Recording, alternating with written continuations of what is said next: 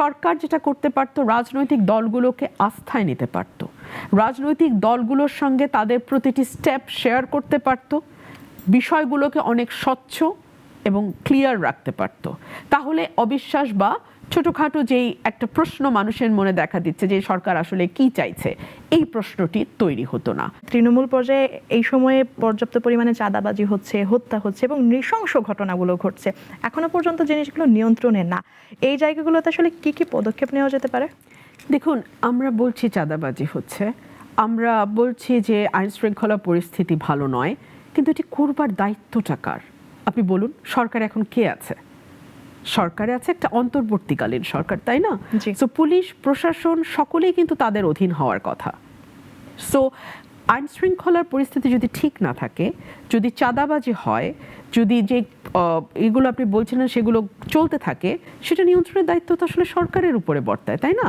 আমরা জানি সেনাবাহিনীও মাঠে আছেন, এবং আমি সেনাপ্রধানের একটি চমৎকার ইন্টারভিউ আমি প্রথম আলোতে দেখছিলাম।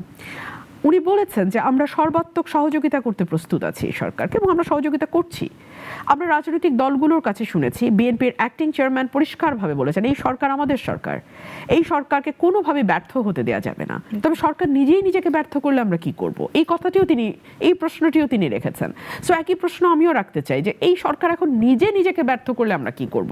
কেন তারা এই চাঁদাবাজি বা যে কথাগুলো বলছিলেন গ্রাউন্ড লেভেলে যেগুলো হচ্ছে সেগুলো বন্ধে ব্যবস্থা নিচ্ছে না? কেন তারা আইন শৃঙ্খলা পরিস্থিতি ঠিক মতন যাতে কাজ করে সেটি এনশিওর করতে পারছে না? এই জায়গাগুলোতে বিএনপির বিভিন্ন নেতাকর্মীর নাম যুক্ত হয়েছে, তাদের জন্য আসলে দলীয়ভাবে কি পদক্ষেপ নেওয়া হয়েছে? আমাদের বহু নেতাকর্মীকে বহিষ্কার করা হয়েছে, বহু নেতাকর্মীকে পদ স্থগিত করা হয়েছে, এবং আমাদের অ্যাক্টিং চেয়ারম্যান বলেছেন ধরে বেঁধে যাকে পাও এরকম অকর্ম কুকর্ম করতে তাকে আইনের হাতে তুলে দাও।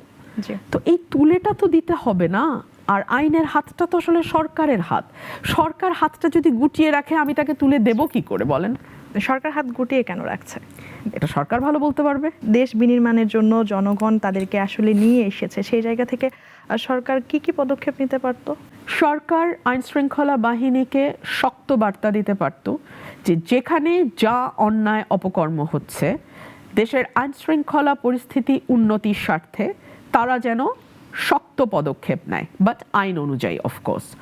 সরকার যেটা করতে পারতো, রাজনৈতিক দলগুলোকে আস্থায় নিতে পারতো, রাজনৈতিক দলগুলোর সঙ্গে তাদের প্রতিটি স্টেপ শেয়ার করতে পারতো, বিষয়গুলোকে অনেক স্বচ্ছ এবং ক্লিয়ার রাখতে পারতো। তাহলে অবিশ্বাস বা ছোটখাটো যেই একটা প্রশ্ন মানুষের মনে দেখা দিচ্ছে যে সরকার আসলে কি চাইছে, এই প্রশ্নটি তৈরি হতো না। এই সরকার যদি, তাহলে কি সরকারের সাথে কি বিএনপির দূরত্ব তৈরি হয়েছে? সরকারের সাথে বিএনপির দূরত্ব না, সরকারের সাথে রাজনৈতিক শক্তিগুলোর একটি ট্রান্সপারেন্সির অভাবের কারণে যেটা হচ্ছে, আমি বলছিলাম যে সরকার যদি পরিষ্কার করত, রাজনৈতিক দলগুলোকে সাথে নিয়ে কাজ করত, তাহলে সরকারের জন্যই ভালো হতো। কারণ রাজনৈতিক দলগুলোর তো অভিজ্ঞতা আছে সরকারে থাকবার, এবং কি করে সরকার চালাতে হয় রাজনৈতিক দলগুলো কিন্তু সেটি জানে। এবং যেহেতু একেবারে রুট লেভেল পর্যায় পর্যন্ত তাদের কমিটি আছে, লোক আছে, একেবারে গ্রাসরুট পর্যন্ত তাদের শাখা প্রশাখা আছে, তাদের কিন্তু অনেক বেশি হোল্ড আছে মাটিতে।